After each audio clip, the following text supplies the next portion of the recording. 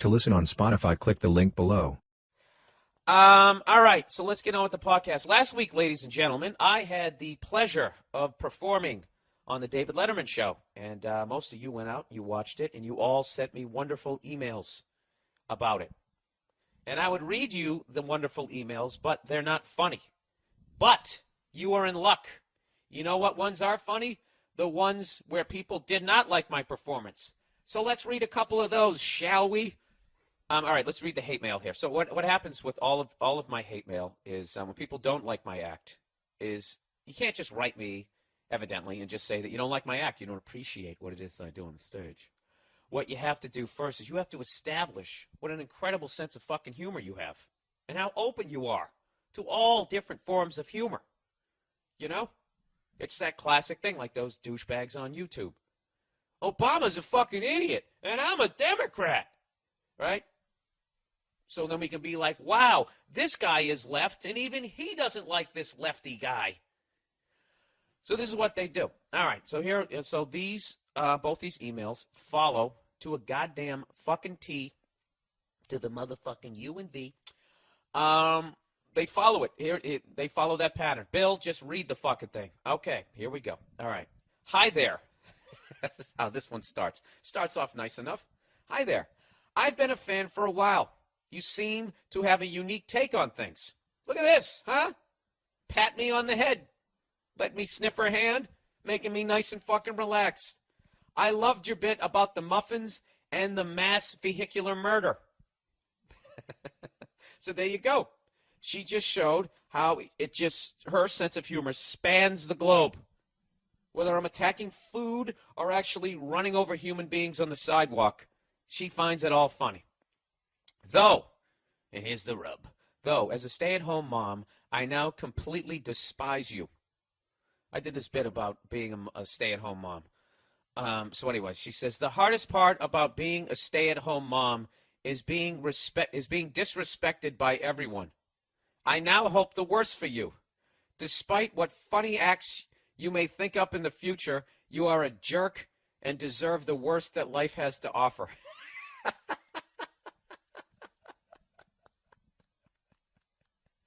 I don't understand. Like, this is the classic fucking person where everything is funny until it comes around to some shit in her life, and I make some fun of some shit that she's doing, being a stay-at-home mom, and now all of a sudden she goes from being a fan of mine to now I am a jerk and deserve the worst that life has to offer. That's a fucking hardcore, that you deserve the worst that life has to offer. So what, I'm going to get leprosy and be constipated all at the same time and fucking survive a plane crash, but not in a good way, you know? Anyways, I don't fucking know. Really? You're going to take it to that level? So I wrote her back, and I said, sweetheart, Oprah Winfrey called your job the toughest job on the planet on national television and got an applause break of approval. How much more respect do you need? I think that's a great point, if I can step outside the email. Break the fucking fourth wall. Is that what it is? The third wall? I never knew what the fuck it was. Huh? Oprah Winfrey's on TV saying you have the toughest job on the planet and everybody claps. All right? Did she say being a stand-up comedian is the toughest job on the planet? You think you know what it's like to be fucking disrespected, you apron-wearing, sheltered son of a bitch? Huh? You want to talk about being disrespected? Look at fucking comedians. Anytime they show a comedian in a movie, is it a Chris Rock level comic? It never is. It's the fucking hack with the lampshade on his head going waka waka, right? Didn't the fucking comedian get shot in his gut during Scarface? Huh? Did a fucking stay-at-home mom get shot in the fucking stomach with that Mr. Potato Head mask on her face during that show? No. You know why? Because she was at home taking care of the fucking kids. Jesus Christ. I'm just going to read the rest of this email. That didn't even fucking make sense. It started off funny, and then it just went right off the rails. Like a Prius that you can't fucking stop. Anyways, she says, so I wrote, how much more respect do you need? And then I said, meanwhile, there are children working in sweatshops. Would you rather be a stay-at-home mom or an 8-year-old sewing Adidas together for 16 hours a day? I came up with another great example that I wish I had used on TV. How about you work on one of those fucking oil rigs, like those poor bastards who work for BP? Then all of a sudden, out of nowhere, the fucking thing explodes. You're standing on a metal structure in the middle of the goddamn ocean, and next thing you know, it blows up. Probably blew out both of your eardrums. You're deaf now, and you're on fire. All right? And your only option is either burning to death or jumping off of basically the equivalent of the top of a brownstone, trying to enter the water without doing the world's biggest flaming belly flop. Right? You land in the water, second and third degree burns in salt water. All right? Pus and blood is oozing into the water, and now all you can do is pray to God that the Coast Guard gets there before a sea of sharks eats you alive. All right? You want to do that, or you want to watch Bob the Builder for the 800th time? Lighten up. And then I wrote, oh, and don't despise or hope the worst for me. That causes premature aging. Hugs. I know, that was kind of mean to say, but you know what? Go fuck yourself. All right, here's another one. Once again, we have to establish credibility at the top of the email. Are you guys ready for the credibility to be established? Jesus Christ, I know I am. Here we go. Bill, I am never appalled or, capital letters, offended by comedy that I see and hear. All capitals this sentence. I have a great sense of humor. Wow, this is unbelievable. Isn't that amazing, podcast listeners? This person is never appalled or offended by comedy that she sees or hears. She has a great sense of humor. She has such a great sense of humor, people, that she had to yell it at me in emails. All right, so there's no way she had a problem with my act, right? Let's read the rest of the email. However, oh, Jesus, your appearance on the David Letterman show that I just watched just put down women and motherhood to an extent that is just downright unbelievable, ... Now she's going to yell again, and tasteless. Now she yells for the rest of this email, but I'm going to spare you guys. All right? I'm going to read it in soothing tones, but she's screaming the entire time. That's what I'm guessing because it's all capital letters. This is what she says. I challenge you to be a single parent and raise a child and work and attend college alone without any help. Just in case you don't know what being a single parent means. All right? You have no idea how hard it really is. I am disgusted with your act and will not ever buy any of your DVDs, etc. For the first time in my life, I am disgusted with comedy. Your comedy, that is. I like how she starts speaking like in film noir. I'm disgusted with this comedy. Your comedy, that is. See? Yeah. 23 skidoo. All right. Your act touched on many topics that you were disgraceful and very unappealing. I think she got so mad she stopped writing sentences. First of all, sweetheart, I wasn't making fun of single parents. If I was making fun of single parents, nobody would laugh. I was talking about stay-at-home moms. All right? You don't remember that line? Hanging out all day, making grilled cheese sandwiches. You're giving a puppet show. You dress like a dragon. And then some other adult comes home and gives you money. You're like a big kid. That some other adult coming home giving you money is your fucking husband, you dumb broad. Do I got to fucking spell it out to you? So I just wrote her back. I just said I wasn't talking about single moms. I was talking about stay-at-home moms. You weren't listening. Let's go here. Time travel. Time travel. Billy Thrills. If you could travel to any time period prior to 1900, but you were forced to live out your life there, and you couldn't come back to the present, where would you choose to go? Keep in mind, anything before 1900 means everyone probably smells and dies at 40 years of age. That's not true. Not if you have money. You lived long. Ben Franklin lived for a long time, and he was a fucking booze bag out there flying his kite in the rain. Did he live long? Yeah. Yeah, he lived to be like 70. Oh, wow. Yeah, and he went out there with his kite in the rain, and he was fucking shit-faced. So he had his house keys tied to the thing. That's the real story of how he discovered electricity. He was fucking hammered.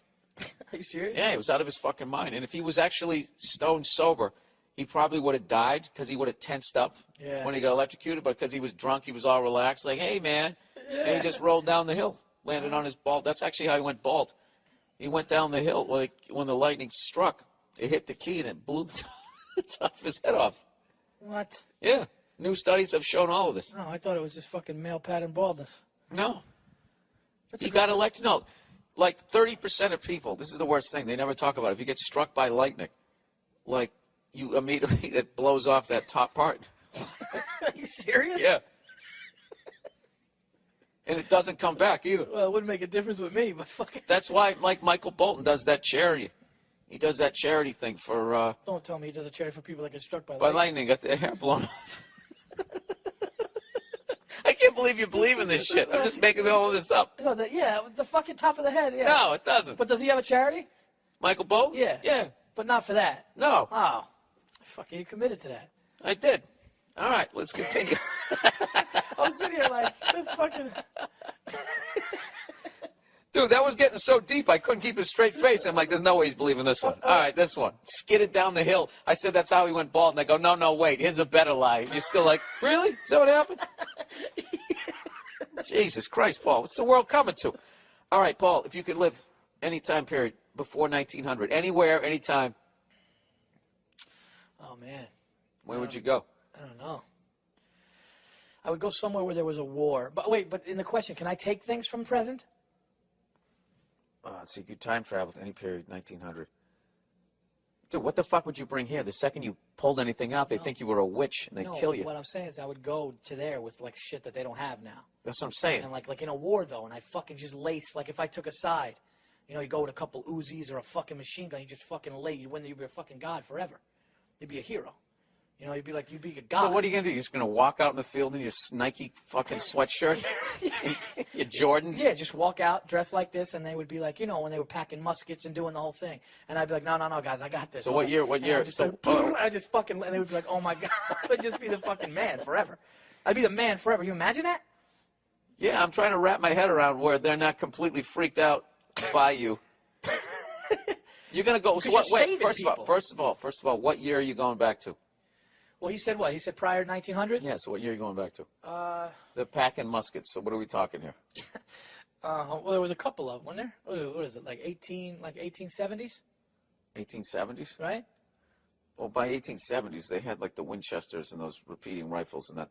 They actually had their first like machine gun in the Civil War, I believe. Spanish American, anyways, where you had the little crank. You fucking mowed them down. So I go before that time then. So you're talking like, if I was you, I would go early 1800s. Okay, so I'd go early 1800s, Yeah. and I would bring some sort of. Who are you going to mow down? Um, What if you went in the French and Indian War and you actually fought on the side of the Indians? what year was? Just mowed down a bunch of French either people. way, whichever side I decided to choose. Like when I got there and they saw that I showed up from a time machine, right? One group's going to be nicer to me, right? No, they're all going to be completely freaked out by Right, you. but there's going to be the View one. you as a threat, and you'll probably have to turn your Uzi on them. Then you'd have to steal their clothes and then try to fucking do an accent. I would choose the side of the people that were the nicest, warmest to me when I got there, and then I would fucking become their savior. Nobody's going to be nice to you, Paul. Do you understand that if I did that, they would rewrite the book on me? They would be a mythical. No, they be would like kill their- you. No, I would They be would like kill their you, Jesus. Paul. They would kill you. They would tell stories. What happened to Jesus? No, they would tell. What happened to Jesus? He got Yeah, but crucified. he didn't have an Uzi. Okay, so Yeah, but you're going to run out of bullets, though. no, but in the question, it doesn't specify like what I'm coming with. I'm going to go prepared. How big is this fucking time machine? No. No, I'm going to go with like a bunch of clips and a couple of Uzis. Okay, and they're going to write fucking stories about me. They're Yeah, gonna be like, mass this guy- murdering this- psycho from no. the fucking future They're going to go some mythical some wearing guy- lazy clothes. some Italian lazy Greek at the dude clothes from New York. Some Italian dude from New York. They don't even know what New York is. Well, actually, maybe they won't know. Yeah, dude, you don't. Listen, You don't use. Paul. This is They the wouldn't all kill key. me. They wouldn't all kill me. But, Paul, I would the- say I'm here to help listen. you. Listen, I came to this. Listen to what I would tell them, okay? And then you tell me what you'd say. I'd say, look, I came from the future to help you. This machine brought me here to help you. I'm going to solve your problems. And then I would fucking pull out. Okay. And Now, then let me I ask you would this, fucking- Paul. Let's Yeah. do this. Let's say, Okay. fucking after this tour, you can't sleep one night, and you look out your backyard. And you see this fucking thing appear out of nowhere. Right. And this guy gets out and starts walking towards your fucking house from a time machine. And let's just say you have a shotgun. And this guy walks up and he goes, no, hey, listen, Paul. And he's wearing these weird workout clothes from 300 years in the future. Listen, I'm here to help you. I'm here to do things that you're going to like. You're going to fucking trust this guy? No, because I was sleeping in my bed and I'm not. I'm talking about I want to show up into a conflict. I want to show up to the moment of a conflict and fucking take a side and win it. I want to win the game for the team. Is what I'm saying. It's a very narcissistic behavior here, Paul.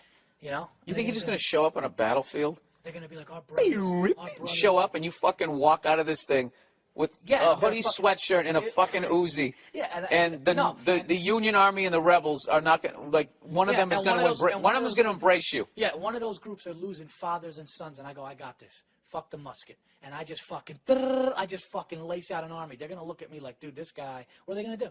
They're going to go, we've been saved. He was saved. They would, once they realize you are mortal, they would fucking they would take your weapons, is what they would do.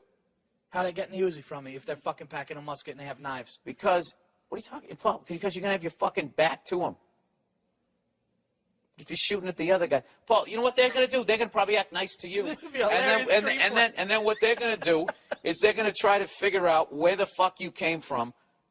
They're going to immediately confiscate your fucking time machine, and they're going to try to see if they can duplicate it so they can run the fucking world. Okay, how are they going to confiscate the time machine from me? When I'm the one with the ammo, I'm the one with the semi-automatic weapons. I'm the one who's just saying, what are they going to do? What are they going to do, Paul? Is they're going to fucking put an all-points bulletin out on every fucking goddamn tree out there. Wanted. Sweatpant guy from the future. This man alone has been in this time zone, this era, for fucking 20 minutes and has already killed 600 people. No, but here's the thing. The question was, where would you go and if you couldn't come back? If I survived this, I'm a legend. Did you see?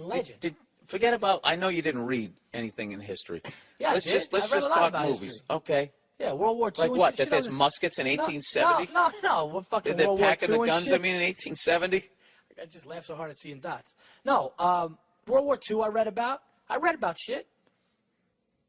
You literally sound like you're sitting on a stoop right now. I know stuff. Go ahead. What was the question? What were you Paul, saying? I was going to ask. I was going to talk about people in history, but how about we'll go with movies. All right. All right. You saw There Will Be Blood? Yes. Okay, that's based off, like, the robber barons of the fucking, 1800s, the people who got involved in oil rig, yeah. the railroad guys, the Rockefellers, the Vanderbilts, the fucking people who, like... Who fucking started it all, yeah. Yeah, they came over here, right? Mm-hmm. They fucking got it, it was wide open, you could do whatever the fuck you want, and they did it. Right. All right?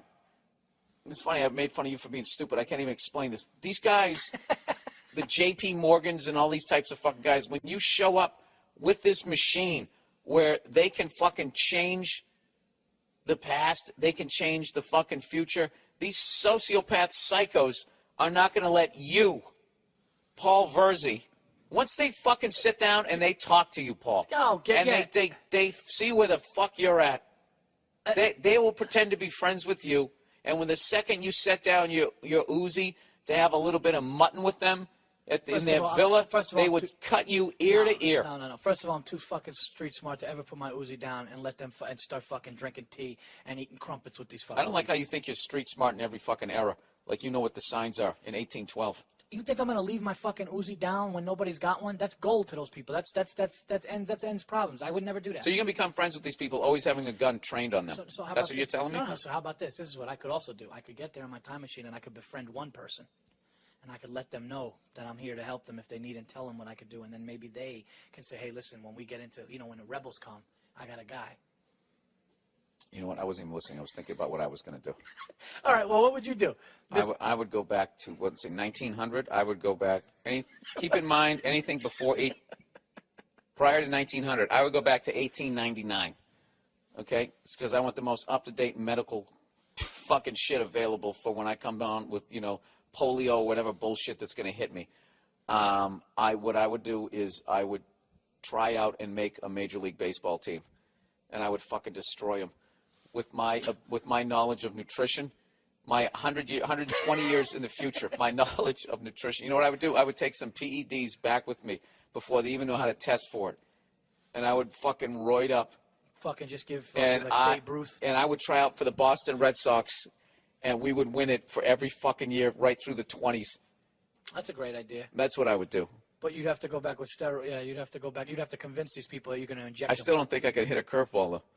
Huh? I still don't think I could hit a fucking curveball. But I just figure if I went back to the fucking look, I couldn't make a Major League Baseball team in the 1900s, but I think I could make one in the 1890s. So just have me go back When did it start? 1880? Join the fucking Phillies? I wouldn't want them to win a championship.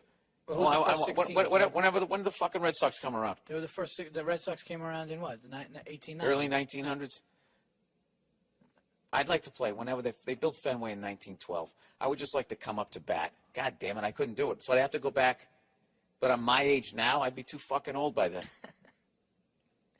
Fuck. Yeah, but you'd still kill it, though. All right, this is what I would do. I'd become totally fluent in Latin, and I would fucking go back and I'd watch a game at the Roman Coliseum. That's fun. I'm telling It's you, all sports related. I would just take my chances with. I would just go with all the heavy artillery. I would be a defense. I would be, I'm going the Ronald Reagan route. Just spend all the money on defense. I would hope that they would utilize me that way, as an asset, military-wise. Dude, you're out of your mind, dude. Why? Like, just me going back thinking that I could fucking make a team. Because I looked at them back in those 1890s, like they were like softball teams. They just had ringers there. Those guys didn't stretch. Dude, but you're not They just went up understanding there. something. Back in the Wild West days, they fucking went outside and they went back to back and then 10 paces. I fucking get rid of that, man. I'm talking about I have everything. I'm an asset. You don't have anything, Paul. What you have is a gun and bullets. You have the best gun with the best bullets. But you're ignoring the fact that an entire army is going to go after you. That they're not going to allow. I'm running up the hill in windbreaker pants. They're not going to allow you. They wouldn't allow you to take power. But the way that you seize power is you assimilate and you work your way up through the ranks, and then you strike when the time is right. That's how you do it. If you try and start your own, you come in there all rogue. No, dude, Like, listen, I have better shit than you guys could ever dream of having, but don't worry, I'm your friend. These fucking paranoid assholes, these control freaks, you could not live. They would be smearing you in the papereth every fucking day, talking about this reminds me of that you were a bigger threat than the savages that need to be clear. They would put you above getting rid of Native Americans at that point. You would have to be eliminated, but not before they found out how took apart the gun to figure out how it worked, tortured you for all the fucking knowledge that you had, and grilled you about that time machine to figure out if you built it or you just fucking used it. So what if I lied to them and I said I could get more of this? I got a time machine. Nobody knows where it is, but I could go back and get more of this. Like, so if they knew that I could, you know what I mean? If I lied to them that way. That's the best move you've said out of all of this scenario, where maybe, you could do a play on their greed and their desire to have more. That's actually a smart fucking move. But if you just think that you're just going to show up with your fucking cigar and your Uzi and come walking out on a battlefield, dude, this sketch, I almost want to do this, and just change the course of history depending on who was nicer to you. What if the Germans were nicer to you in World War II? I mean, if they had nice uniforms, Paul, you're going to side with them? Dude, how funny would it be just watching me go in there with Air Maxes on, Nike Air Maxes on, a cigar and a sweatshirt? I'm like, listen, sit down. I got a gun that could solve it, and I just show the guy. I would fucking love to see the looks on their faces. And then all of a sudden they rebel against me. I think if you actually went out there and you mowed down the whole other side with what you had. Yeah. That was my original. That's my thought. I would think that if I was luckily on your side, yeah, I would slowly be backing away as you were doing it, and then I would slip into the woods and fucking run away. Is what I would do. I would get the fuck away from you. Because Paul, you understand what the fuck I'm seeing. Okay? You're going to show up in your space clothes with your fucking ray gun. I mean, it's just like, I'm out of there. I'm fucking out of there. I'm going to leave. And if you come towards me, I'm going to shoot. I mean, if a fucking alien landed and I had a gun, fuck his ray gun, fuck all that bullshit. If it starts coming towards me, I got to shoot at it. If that happened, I'd be living in the biggest house in the 18th. I'd have all the women. I would be the fucking Jesus there. They would fucking draw pictures. Dude, you know what it is, Paul? This is your own little narcissistic head trip, and that's the exact thing that would bring you down. You know something? I think that this is a great answer to your listener's question. First of all, you're acting. You know what I love about all of this, Paul? What? You're acting like you know how to make a fucking Uzi. No, I'm saying I would bring one. a time machine. You're going to bring one. So all you did was bring it, and they're going to figure it out because the scientists back then were just as brilliant as the scientists now. They just don't have the information that the ones do today. So they would immediately break down your fucking what you are. They would have to take my gun. That you're a stand-up comedian. That's what they would do. Well, what are you going to do, Paul? What are you going to do for food? You're going to Uzi a deer? Okay. And then do you know how to start a fire without some wood? Yeah. Rubbing them together? You know how to do that? Yeah. How do you do it? You know how to start a fire without matches? Yeah, I mean, I've seen it done. I watched it on the TV. I've seen it on I've seen it on YouTube. I fucking seen it on YouTube when we ran out of matches at the house one time. I swear to God, I was watching a clip. Yeah, I've watched it too. Yeah, the guy have you ever takes sat down and done have you done it? He gets the driest, whatever they call it, the grass or the dry fucking. Paul, I'm going to tell you this right now. And they fucking. If you can start a fire. And they twist the thing. They Right. If you can start a fire tonight. All right, we'll go to the Toronto's Central Park. If you can start a fire, I'll give you all the money I'm going to make on this tour. Don't watch the YouTube video again. I want to see you start this fucking fire. Okay, and if you don't, I need some wood or if you don't, then you have to walk into Lake Ontario with your Jordans on. Like 30 and shit. Well, that's the point. I want you to suffer. You're hilarious. You're like, yeah, you did see it. Wow. All right, kegerator. First thing first, I'm over 21 years of age, so no worries about giving advice to a minor. Recently, my wife approached me and asked why we don't have a kegerator. Huh? He's got a good one here. Yeah. He goes, needless to say, within minutes of that statement, we now are the proud owners of a new kegerator. And seeing as how I've been married for 8 years, and this is the first time she's ever given approval for a purchase prior to me buying it, I'm pretty excited about this. How do guys get themselves in that situation? Unless she's making all the money, and you got to go to her for cash, right? Yeah, I mean, she seems cool, unless she's got a drinking problem, but that's awesome. Yeah. You know what? I didn't even think of that. Anyways, however, I really need some advice as to what kind of beer I should keep it stocked with. Choosing the right beer is key to the process. I'm afraid if I buy something like Amstel Light, all my friends will know my wife wears the pants in the family. That's hilarious because he gets less calories here. If I buy a stronger, thicker, more manly beer like Newcastle or Guinness, I may also have to buy a wheelbarrow to wheel my friends out of the basement on weekends, and I really don't need that level of responsibility. I can't do anything like Miller Lite or Coors Light because I might as well hook the tap up to the faucet.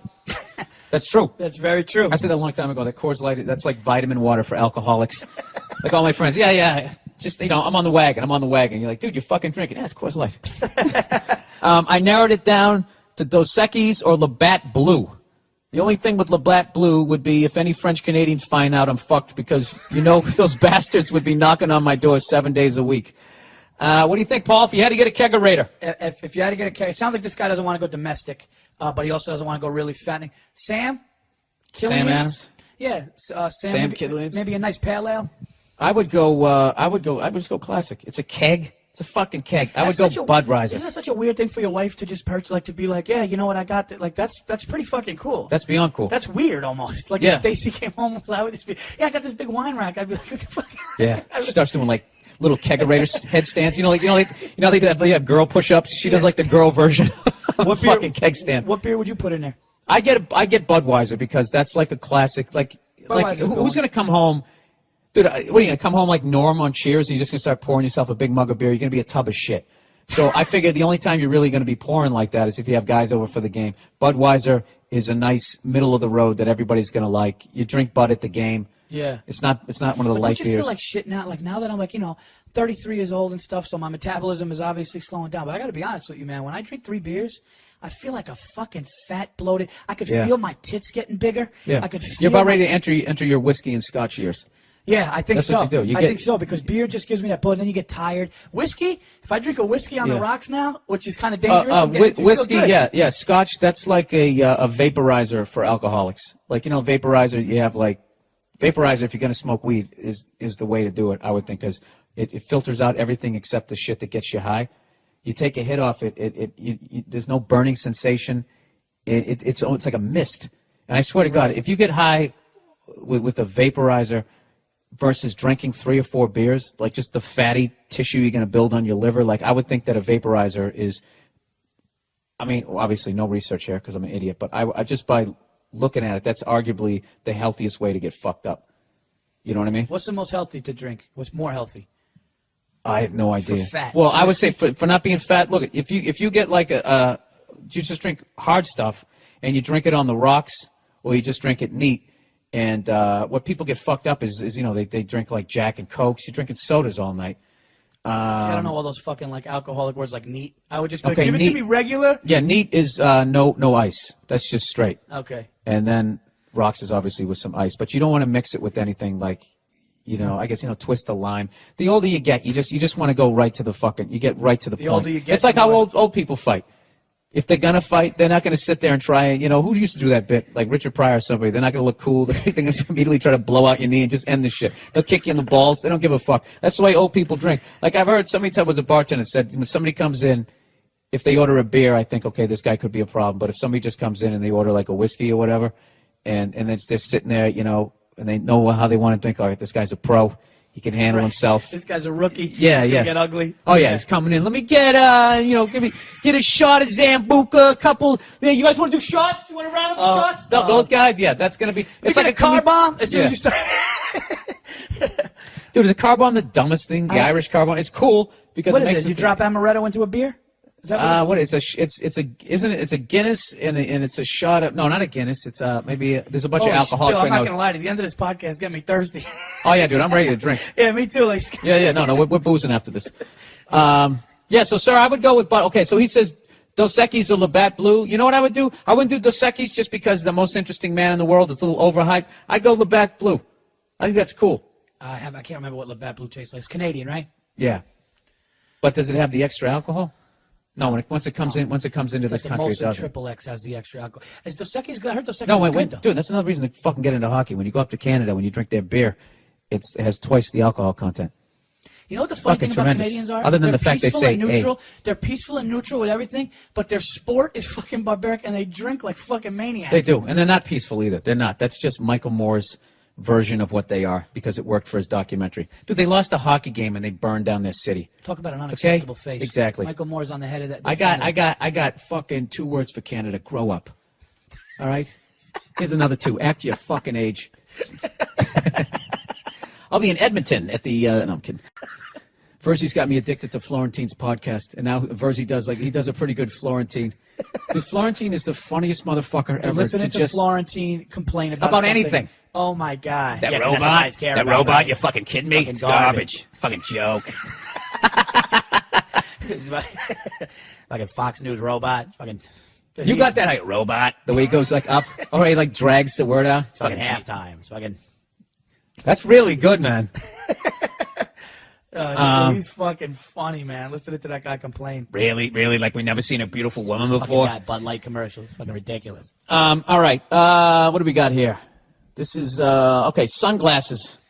There's some really some weird ones this week. People like this guy says, "Hey Bill, I need my listeners send in like questions and shit, and I read it just to let you know." Billiam, I need to ask you a very important question. My wife makes fun of my choice of sunglasses. She thinks they're not hip enough. I told her I was wearing brown tinted sunburst aviators since college before the whole aviator hype. Is there aviator hype? I don't remember. Top Gun came out. Yeah, I was gonna say back then those people who In 1980s. yeah who wanted to be like Tom Cruise. You know my neighbor when I was growing up. Any movie that Tom Cruise was in, he got into that, like whatever it was, like Top Gun. He joined like the fucking No. he joined like the Air Force Reserves. No. He alligator armed it. He joined that, and then Days of Thunder, he started racing cars. no cocktail. He became like a bartender. His rich dad got him out of the fucking The fuck outta here. reserves. Are you serious? Yeah, he started getting into that.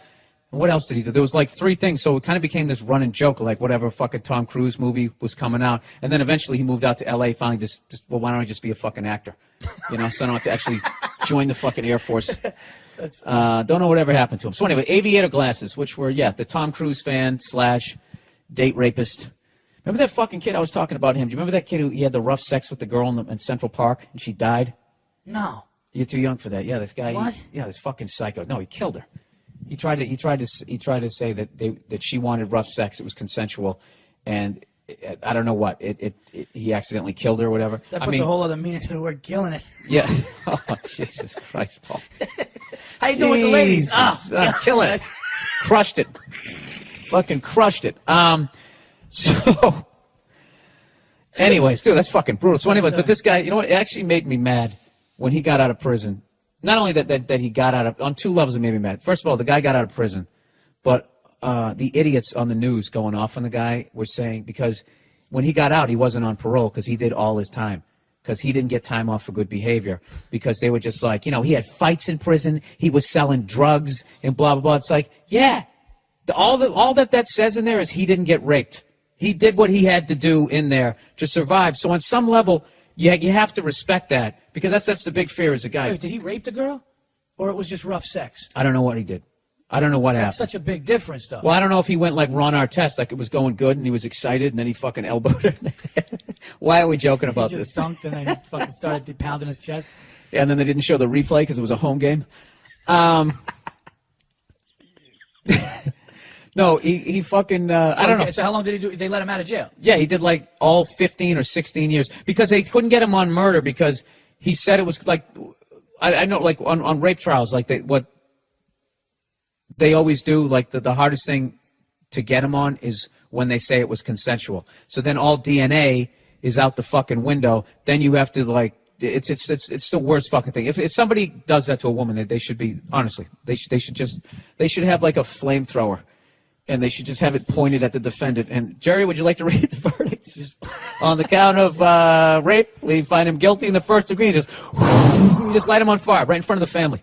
Yeah, yeah. Right in front of the family. That's how I would run it. The same thing with child molesters. Oh, that's the worst. Child molesters. That's it. Child molested. I would actually have them get chased by rabid dogs first, and then. Dude, this Sandusky guy this Sandusky guy should get fucking drawn and quartered in the courtroom. Just put his fucking body parts in a bag. He should be underneath an oil tanker, and then they should drive it to fucking. Is that how you drive a boat? Drive it to like fucking. Man, that's walking this earth. That's what I would do with that guy. What I would do with that guy, I would go into shark-infested waters, and I would give him a bunch of paper cuts, and I'd tie him to the front of a boat. Oh my God. I never heard of like that one. That's a good one, man. Well, Paul, you gotta understand when you do something like that to somebody, you didn't just you ended that kid's life, and then you affected generations of people because who they're gonna marry, how they're gonna treat the person they marry, how they're gonna treat their kids, and then the treatment of the kids, how they're gonna act in society. It creates. It's like that little Confucius thing when you drop the pebble in the still pond and the ripples just go like that. So you got a little poetic on you. It's like that. No, see, that's what I say. Tie him to the front of a boat. Paper cuts, shark-infested waters. And that's it. And you know what's funny? And this is the thing about it. That's funny. That'd be awesome. And it still won't stop him. It still won't stop it from happening. But you should start weeding them out. That's a sickness, man. From young, it's fucking crazy, man. Yeah. That's just and it ruins the lives of everybody. But the kid forever. Yeah, it's over. Why are you saying what I just said, Paul? Oh, did you say it? I'm Yeah, sorry. you won't even listen. A typical comedian. No, you were thinking about what you were going to say. That's literally exactly what I just said. No, I was thinking about the I was thinking about him actually like hitting the thing like a buoy. Oh, that's right. You got that weird fucking shit where you every once in a while you think about doing crazy Horrible stuff, things right? Sometimes, yeah. I always get nervous about admitting this type of stuff. Like someday, if you're like on trial, like I'm going to get put in contempt of court because I'd still never rat you out. But it'd be like, what are you talking about? You guys talked about this on the podcast. What, are you kidding me? It was a joke. Like garbage.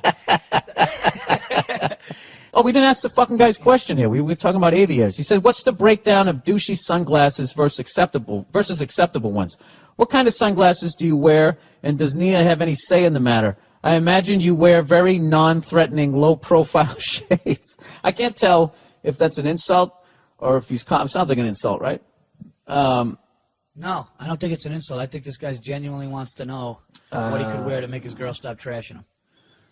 Well, this is what you have to do. First of all, depending on where you are in your relationship, is if you feel secure in your relationship, maybe she's just doing you a solid and telling you that you look like a douche.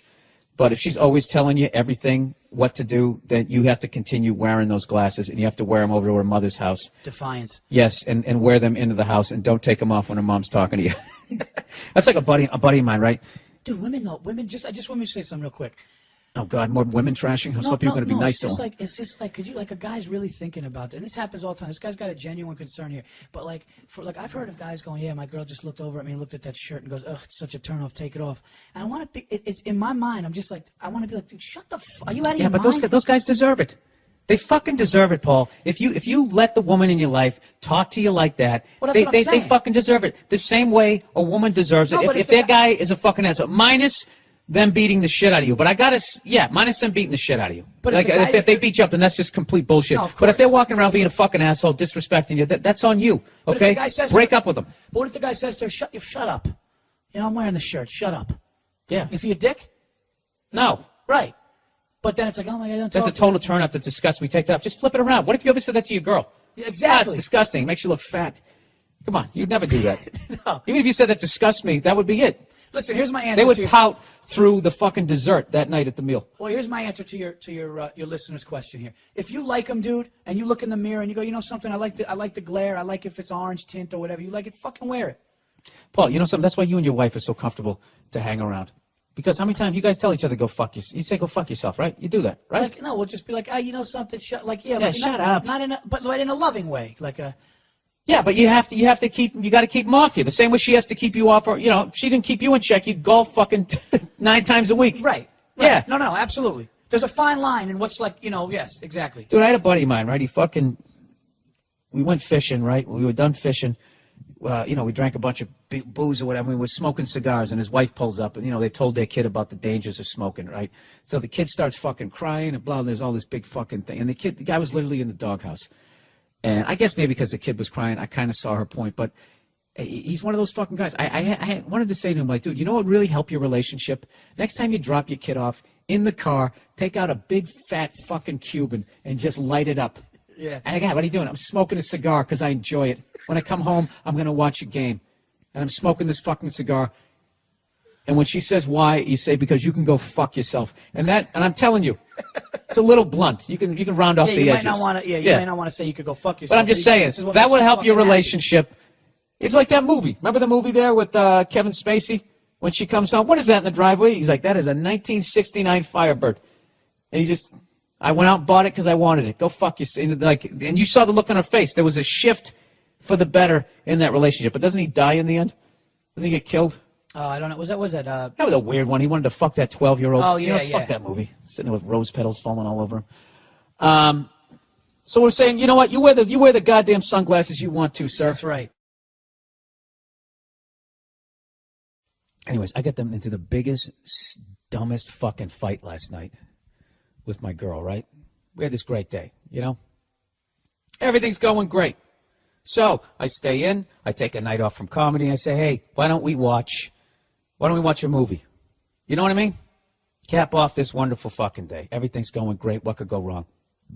This is like the beginning of a horror movie where they just show like the perfect family and everything's great and people are wearing like white linen, And then all of a sudden they just start showing the camera in the bushes, like a POV of like Mike Myers. This is basically what happened. So 60 Minutes comes on, right? Who doesn't want to watch that show and pretend they're smart? I like it. So Morley Safer comes on. And he smells like an old person. Some old people don't smell like old people, but he looks like he smells like an old person. Smells of cigars, ashtrays, a couple of wars, maybe a date rape. So he's interviewing Meryl Streep. All right? The great Meryl Streep. And they're going through all her old friggin' life and all the movies and all the different characters that she's played. Oh, first of all, they start the report off with Morley Safer just sitting there, right, smelling of fucking Bengay and whiskey, right? And he says how over in England, they, I don't know, they make their actors, they award them by calling them lords and they knight them. But over here in America, all we do is just give them this shiny statue, and it's just like, he starts off right off the bat for some reason just shitting on America. I don't know why. Like an Oscar is somehow beneath Sir Anthony Michael Hall. I mean, or Lord, what? Lord of what? Lord of what? At least you can fucking hold our statue. You're Lord of what kingdom? That phony horseshit that you have with Prince Charles and the Popper or whatever the fuck is going on over there? Look, if the Rothschilds knight you over there, then that fucking means something. Then you can become part of their yacht convoy as they go around the world, figuring out how to take over another currency, right? Then you're in with them, okay? But if you're fucking, Lord of this and your wingman is the Duke of Elton John, I mean, the whole thing is fucking stupid, right? So right off the bat, it's already bugging me. But I know Nia hates when I talk to the TV, right? So I keep my big fucking yap shut. And they start talking about Meryl Streep, going through the whole thing. And then the old guy there, smelling of, prescription meds, goes, whenever they talk about the roles you play, they always say, you play independent-minded women, very strong women. And Meryl goes, I know, that's what they say. When a guy, they never say to a guy, oh, you're playing a strong-willed character, yada, yada, yada. I let that go, whatever, no biggie. I'll take that. probably true. What the fuck do I know? I'm not a woman, right? But then they show her after she played Margaret Thatcher, and she's given a speech to a bunch of young girls, and she's trying to inspire them. And she takes a quote from Margaret Thatcher, and it was something along the lines of, if you want a bunch of people to stand around talking about doing something, you got to talk to men. But if you want it to actually get done, you got to get a woman. And then all the chicks go, woo, like flipping out, right? So I laugh, and I'm like, yay, reverse sexism, right? Just seeing, my whole fucking theory, how everybody is just a piece of shit. You just don't have the power to act out what the fuck you want to do. Because that right there, if you flip that around as a guy, if you're running for president, it's fucking over. You can't be like, let me tell you, I'll tell you what, after I get you jobs, and after I fix this economy, okay, and I'm the man to do it, because I'll tell you right now, if you're looking for someone to stand around and talk about doing something, you get a woman. You want to get it done, you got to get a man. Here are my nuts, right here on the podium. Vote for me November 4th. Go fuck yourself, right? You did that, your presidential campaign's over. She does it. It's fucking adorable. And it's just as fucking ignorant. You know what I mean? What the fuck do you get off saying that we stand around and do nothing, Meryl Streep? Huh? Or quoting Margaret, and you too, Margaret Thatcher. Let me tell you bitches something, all right? We faked a fucking lunar landing. Okay, you think that's just talking? Anybody can land on the fucking moon. That's easy. But to pretend you did it, all right, and get everybody to shut the fuck up about it, that right there, that takes skill. So whatever. So I make that little comment, and did I just go that? I sound like fucking Porky Pig. So I make that comment, and I've been with Nia long enough that I can tell by the side of her face when she's just thinking about, what if I just grabbed everything I really cared about and walked out of this house right now? She got that fucking mad at me, And I'm like, she's just like, right after the story was over, she just shut the fucking thing off. And I don't know what happened. Next thing you know, I'm walking to 7-Eleven to get some ice cream. I don't even know what happened. It was all going great. Am I the asshole there? What am I? Am I supposed to just fucking sit there with my mouth hanging open with drool coming out when I watch TV? If somebody says something douchey, I'm not supposed to say it? Whatever. So I just finally just said, you know what? Fuck this. I take the dog out. I go around the block. What do? I'm calling my guy friends, right? They're all backing me up. I'm not saying who I called. I don't name names, right? And they're all laughing their ass off, and they 100% agree with me, which is all I'm looking for at this point. I just want people to say that I'm right. I don't want to learn anything from this experience. Just tell me I was right so I can be an ignorant ass again. I don't know. Why don't you guys weigh in on that? Am I a dick for saying that? Should I just let that one go? Oh, you know what she said that fucking drove me up the wall? She goes, why are you... She didn't say intimidated. She used one of those words. Why are you threatened by what she said? It's like, I'm not threatened. Jesus Christ. Then I take the bait, it just sends me right over there. Threatened about what? Oh my God, this person that I don't know, who has never called me, nor will ever call me, who has no effect on my life. How do you get threatened by that? I'm just calling it for the bullshit that it is. Because you know what? This is what fucking drives me nuts. I can't stand when somebody tells me that their shit sandwich tastes worse than my shit sandwich. Okay? Go fuck yourself. At what point am I supposed to have empathy as I'm sitting here eating a shit sandwich and you're telling me how much worse yours is? At the end of the fucking day. You know what I mean? Sure, mine might be on, a better slice of bread, which I guess would make it taste a little bit better, but at the end of the fucking day, right? The end of the fucking day. All right, I'm going to end up in a FEMA camp with you. Okay? You think when the next fucking psycho comes along, I'm going to make the cut? What the fuck what do I bring to the world? Huh?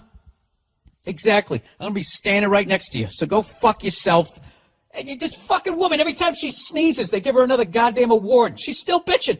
Still fucking bitching. It's ridiculous. I remember when I did this Oscar-nominated part. Oh, go fuck yourself with your wigs. The whole thing just, that's what fucking pisses me off when I watch this shit. If you really want to know my perspective, is from where I come from, I can't bitch about shit because everybody's like, oh, go fuck yourself. You hit the lottery, right? But I got to sit here and listen to you, bitch, even if you're fucking killing it. Even if you're killing it. Yale School of Drama. and he stepped on the ball. Go fuck yourself with your goddamn yachts. All right, there you go. That felt good. It's probably ignorant, but whatever. Moving on. What the hell am I going to talk about? Oh, you know, I went into a bar last night. Oh, yesterday afternoon because the games come on early. So I'm sitting there, right? I'm with a buddy of mine, right? Watching the game. We're having a great time. And right in like the fourth quarter, these 4 or 5 girls come in, and it's a dive bar. You know, I like the dive bars. You can get a place to sit. You know, it's just one of those deals. Somebody has one of those fucking. What's Nick Nolte's character in 48 Hours? You know, there's always one of those cars parked out front, some fucking piece of shit ragtop with some sad dog in the back seat, right? I like those bars, you know, the barfly car, right? So I walk in there, we're watching the game, and like fucking, with like, I don't know, 5 minutes to go in the game. So what's that, like 2 hours NBA time? These like 5, 6 chicks come in, and they're just train wrecks. All of them wearing pants where you can just see their clams. You know, ridiculously tight pants. Another girl's got these cutoffs with her hat turned sideways, looking like she's in some fucking Fresh Prince video in the late 80s. They were just absolute messes.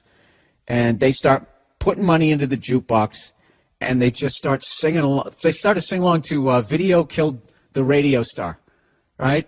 And then they just start, you know, and then there's all these fucking old guys, barfly fucking jack-offs like my age and a little bit older, like way too fucking old for these chicks, right? And these girls are being like really fucking loud, and they're fucking dancing with each other, and they're grabbing each other's asses, doing all this shit. And you see these guys up at the bar, they're like, and they start like reacting to this sex fucking energy that they're putting out there. So 2 of the girls stand up, that's what it got, dude. It was like the fucking accused, like, times 5 was going down. The whole vibe was fucking ridiculous. So the 2 girls stand up. They start, like, dancing, grinding up against each other. And then one of the guys eventually, like some big fucking sex star bear, starts walking over and starts pawing at the girl. And then the girl's like, hey, knock it off. Get the fuck out of here, right?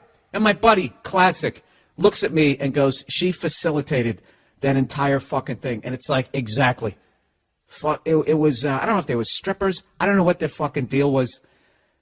But it was just that thing that I've always said, where you got to have responsibility for your own fucking safety. Obviously, that guy shouldn't just feel that he should be able to walk over and start pawing at some girl. But, you know, when you're sitting there with your clam fucking outlined on the front of your fucking jeans, and you're grinding up against your friend, and you're pulling her jacket off, and she's going, stop it, and you keep pulling it off. I mean, what the fuck do you think's going to happen? You know, there's nothing worse than when people act like the world is a perfect place, and then they act shocked when something bad happens. It isn't, okay? There's the way you wish the world was and the way it is, so fucking act accordingly. You don't go in there with your fucking hoo-ha hanging out and start grinding up on your friend in front of fucking 5 drunk guys who women haven't done a double take at since the fucking, I don't know, Fernando Valenzuela struck out the side, okay? I'm saying they're old people. It was a really fucking uncomfortable vibe. And I literally looked at my friend. I go, look, if we don't get out of here in 3 minutes, we're going to be testifying in about fucking 6 weeks for whatever bullshit's about ready to go down. And you know what kills me is no one at the bar stopped them from doing what they were doing. You know, I was trying to think what the fucking male version of what they were doing would be. I guess it would be like acting aggressive and almost causing like a fight vibe. All right, but, you know, then you get tossed out. But women can create the accused vibe.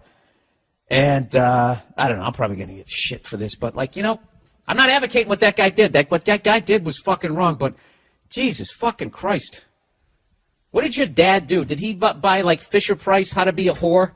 Did they make, like, remember those little fucking stereos they made? Did they make, like, the whore version of that? I don't know. I'm at that age, people. I'm at that age where I look at women like that and I don't go like, well, there's an easy mark. I now look at them going like, Jesus Christ, where the fuck was your dad? What didn't he do? But anyways, what was actually funny was this is how drunk they were. As they were grinding on each other and fucking pulling up each other's dresses and doing all this shit for whatever reason. Out of nowhere, they just started singing the Star Spangled Banner. And then the guys at the bar joined in.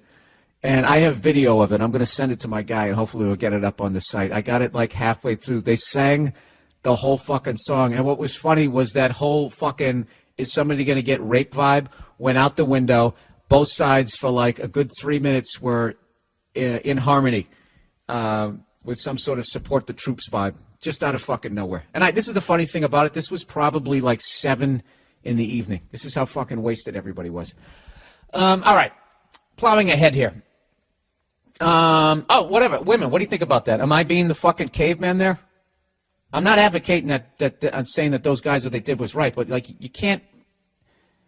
It's like me, like I've always said this, that's like me walking through Central Park at like 3 in the morning, dressed like Liberace, singing I'm in the money. I'm in the money, I got a lot of fucking cash in my back pocket, right? And then someone comes up, smashes me over the head. I get a concussion, I got my cheekbones fucked up. You know, they take my wallet, you know, and all that shit. Is it wrong? Yes. Do you feel bad for me? Yes. But what the fuck was I thinking? You know, why don't you just fucking give yourself a bunch of paper cuts and jump in shark-infested water and then fucking go, and then it bit my leg off. You're an asshole. That's my side of it. All right, oh geez. What's up, Cleo? How you doing? You know, psyched I was to see you. You know, I was psyched to see you because you were psyched to see me. You're always psyched to see me, aren't you? You know, my dog actually misses me. Comes into the bedroom at night and it fucking looks around for me. Then it runs into my little office area looking for me. Right? If I'm not around, who are you going to wrestle with? Let me see if I can get you to moan. Hey, Cleo, let me see if I can get you to howl. You want to go outside? Cleo, this is going to be worth it, people. Just listen. You want to go outside? Cleo. Hey, she's getting psyched. Cleo, you want to go outside? Cleo, I want her to howl. Come on, Cleo. You want to go outside? Cleo, would you fucking do it, please? Cleo. Oh, you're fucking burning me right now. Cleo. Hey, fuckhead. Cleo. Why won't you howl for these people? You want some food? You want to go outside? Cleo, I'm going to give one more temp. Ah, Jesus Christ. You know what this is like? The hot chick that'll never fuck you. And she just keeps giving you a glimmer of hope and you keep coming back. You keep coming back. Whatever. I still love you, Cleo. You know, even though you just made me look like a fucking asshole. You really did. It was literally the Bueller. Anybody? Anybody? Cleo. I think my dog is sleeping with its eyes open. Oh, no, she just moved her eyebrows. You know what's weird? When my dog sees a squirrel through a window, it cries. Like it's a long-lost buddy. But if my dog is outside, it will try and rip its fucking head off. So does anybody know anything about dogs? What is it crying about? Is it crying like, oh, I want to rip its head off. I wish I could just end that thing's fucking life. Fucking dog. We had company over yesterday. My girlfriend had a friend over, and they were baking a cake out in the kitchen where broads belong. Right where they fucking belong. Yeah, so they're out there making a cake. And my dog, you know, has bonded with me and my girl, Pitbull, you know. So now whenever we have company, she lets out a little growl. Isn't that what you do, Cleo? She does a little bit of that. You know, we've been trying to get her acclimated to. I keep her on the fucking leash, okay? You understand that, Cleo? You're on the goddamn leash because I'm not fucking getting sued because you're a psycho. Yeah, you're a psycho. All right, get off me. You can't do that to a little dog, huh? You like that? You hear that sound? You like that? That makes a pit bull happy. Come on, slap me around. I like it. Huh? Like Jake LaMotta? Like Jake fucking LaMotta? Only cuter? Get off me. Stop trying to dominate me. I watch the dog whisperer. I dominate you. I grab your fucking tail like that. You like that shit? Really? Does nothing for you? You can't hurt a pit bull. Fucking heads are made out of titanium. So anyways, these two broads, they're out there in the kitchen, okay, and they're talking about nothing, as usual. Typical women, not a fucking thought in their goddamn heads. Just emptying the fucking shit in their head. Blah, blah, blah, blah, blah. Shut the fuck up, right? So I bring the dog up, because I'm a man, you know. I'm wearing pajama bottoms, no shirt and some slippers. That's how I do it. It's my fucking house. It isn't. It's my apartment, and I rent it from another man like a bitch. But what anyway, we'll talk about that later. So anyway, you know, so I bring the dog over. The dog sees the other broad out there. And I go, Cleo, no. And she ends up fucking, you know, put her down on the rug. You know, she lays down on the rug, and I got her on the leash, and everything's fine. So then after a while, you know, it's comfortable. Sees the girl's cool, and it's just chilling and everything. And all of a sudden, I go, hey, come on in here, look at this YouTube video. And the dog had its ears back. I was looking to see if its ears came up, if it was fixating all that dog whisperer shit, and it wasn't. It was just sitting there. Out of nowhere, just and fucking lunged at her. Really freaked me out. So my dog is on probation right now. All right, questions. Hey, Bill, would you rather have a dick where your nose is or a dick where it's supposed to be, but it talks? Oh, man, that's a great fucking question. I would have a dick where it's supposed to be, but it talks, and I just put a sock on it. What do you mean it talks? Does it say shit independently of what I'm saying, or does it just say the same shit that I'm saying, like a backup singer? Because that could be cool. If I had a little bit of a deeper voice, I could kind of get that echo thing going, like on those old Dean Martin records that they tape right down the street at Capitol Records. Well, I couldn't have a dick on my fucking nose, where my nose is. I mean, it would just be horrific. Dude, your face is what you want to protect. Anything else, the face comes first. You can't have a dick on your face. You just can't do it, You couldn't even join the circus because it'd still be considered like not crude, perverted.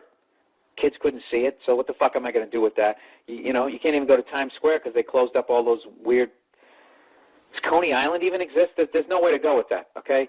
But if you had a dick that talked, I'd just put a piece of tape. I'd have to gag it every morning. But you know what I like about that? I immediately assume that the dick would be trying to sabotage what I'm doing. I view everything as a heckler, even my own cock. All right. Fucking Greg Giraldo. That was fucking funny. See, Norton can be followed in a roast. Greg Giraldo. There's too much heat for Norton. Fucking Eddie If's in the room now. How you doing, man? Fucking Jack Ruby has a better television career than you. The fucking horse's head in The Godfather 2 did better in the business. Godfather 1, 2, shut the fuck up. 1 or 2 gives a fuck, they got the fucking joke, okay? Fucking Norton doesn't take shit from anybody unless it lands on his chest. No one's calling you. Fucking Keith, what a fucking zero he is. More comics have passed Keith Robinson in this business than the last place runner in the New York Marathon. Okay. Why does everybody groan when you do a Keith Robinson joke? They like Keith? Oh, fuck him. Sell out. Fuck Keith. They love him. Okay. Our next act come to the stage, I guess you would call him Kathy Griffin without tits, Billy Burr.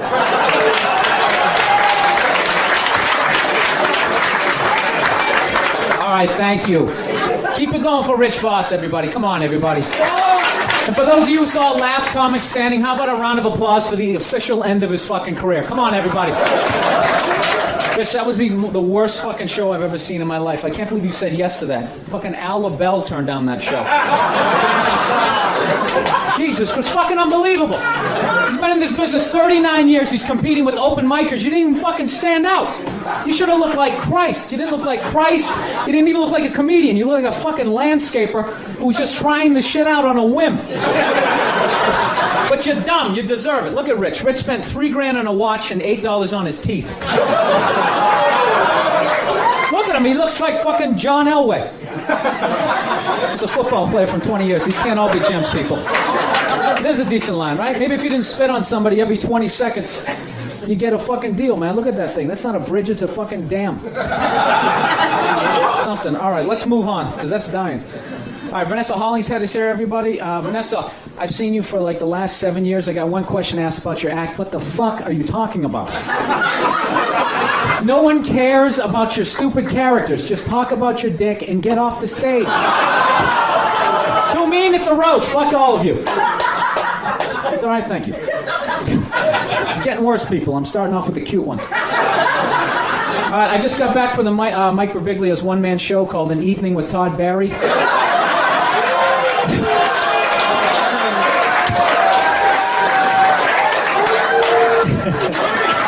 Thank you. Todd Barry, little advice. Maybe if you brought the energy up just a little bit, you could get a food spot at the cellar. Oh, and speaking of the cellar, Manny and Esty just wrote a book called How Dare You Work Another Club? Keith Robinson wrote the foreword. I'm going to read some of it. No, Master, I won't be working no other club. Bring it up, Modi, boss. Bring it up, Modi. Coming up the stairs, boss. Coming up the stairs. Unfucking believable. Keith Robinson sold his soul for free nachos and buffalo wings. Just fucking around. I tease the Comedy Cellar. I love the Comedy Cellar. You know what I love about the Comedy Cellar? I love the wide variety of acts that they have on their weekends. On Saturday, we have 4 wonderful shows. At 7 o'clock, we have Tom Papa, Greg Giraldo, Nick DiPaolo, and Colin Quinn. At 9 o'clock, we have Nick DiPaolo, Colin Quinn, Greg Giraldo, and Tom Papa. At 11 o'clock, we have Nick DiPapa, Colin Giraldo, fucking Who Gives a Fuck, and Alan Havey. Let me ask you a question. I got one question. Who the fuck is Alan Havey? Every 6 weeks I get that. I'd love to give you more spots, but Alan Havey is in town. Oh, well, shit, let's clear the fucking schedule. Alan Havey is in town. Jesus Christ, by any chance did he bring Mark Cohen with him?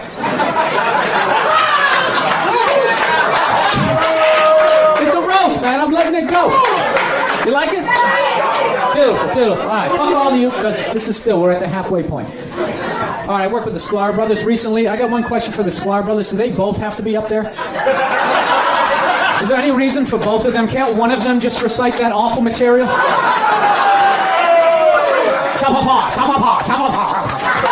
Awful. And God, they're ugly. They're the answer to the question, what would happen if Jeff Ross fucked Mel Brooks? I was talking about the Sklar brothers. All right, Tom Papa, I don't know if he's here. Tom Papa has a new show coming out this fall. Evidently, it takes place inside of Jerry Seinfeld's ass. Orny Adams lives in the prostate, and it's called Who Are These People Up My Ass? What are you guys all getting a fucking guest star on it, you fucking sellouts? Don't make fun of him, here's the deal. Where do you go from here? A couple more bridges. Colin Quinn is still here. God bless him. Colin, come on, round of applause for the one celebrity showing up here tonight. God bless him. Colin, I just have one question for you. Why are you still fucking here? You're at least twice as old as anybody here. No one cares about your take on the war in Iraq. And even if we did, we couldn't understand what the fuck you're saying. You fucking mush-mouth hack. If you're gonna keep doing spots, at least take a fucking speech class. Somebody, you got your own show. Why are you still here? What do you think? That tough crowd's like a stepping stone? You're 58 years old. This is it for you. It's not going any higher. Go on the road like Gallagher too, except instead of smashing the watermelons, he's going to eat them. Thank you. Thank you very much. All right, which brings me to this tub of shit. Patrice O'Neal. What I've loved about him is he's fat and arrogant. It's the oddest combination I've ever seen in my life. Like, he refuses to do Comic View. He actually feels that he's above it. I will not do Comic View. Patrice, your whole act is perfect for that show. You do 11 minutes, you pretend to talk about Russia, and then you do 52 minutes of pussy jokes. And you won't do Comic View? I mean, Patrice, you're so common. You got a deal for your own TV show. You blew all your money on a pinky ring, a used Cadillac, and football jerseys. And you won't do Comic View? Patrice, you are Comic View. Why didn't you at least get your fucking teeth fixed? Patrice, you have the worst teeth in entertainment. None of them match. I worked in a dental office for 5 years. I've never seen anybody with a molar in the front. You have no business having a headshot. Howard Feller called. He wants his old teeth back. Look at the space between his front teeth. He looks like a fat 50 Cent. Poor 50 Cent.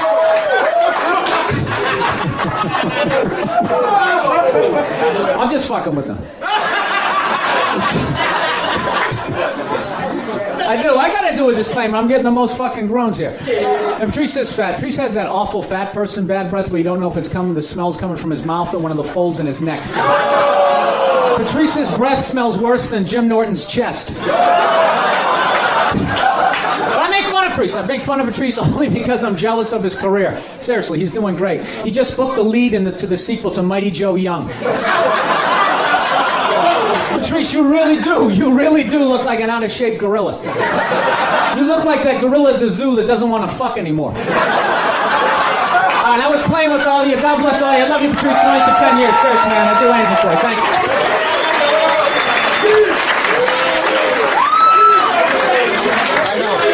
Hey, Billy Burr. Billy, no, he's not going next. He doesn't just fucking walk in like he's a celebrity and go next. No, let him go. No, fuck him. The ST doesn't care if you get back to the club. Calm the fuck down. They're here. Shut up, I can't see you. Fucking a big hand for Billy Burr.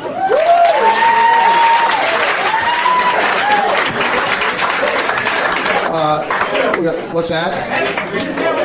Oh, Billy went up. Look at Billy. He's shaking. I know. I'm sorry, Manny. I'm sorry, Esty. Sit down. Hey, stupid, sit down. You are done. Just thank God you didn't trash anybody at BBQs or you wouldn't be working this weekend.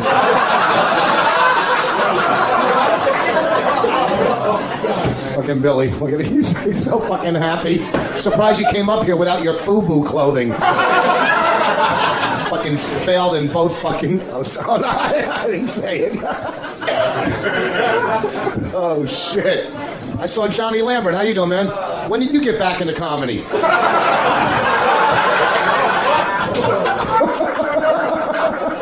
Jesus Christ. Talking about relics.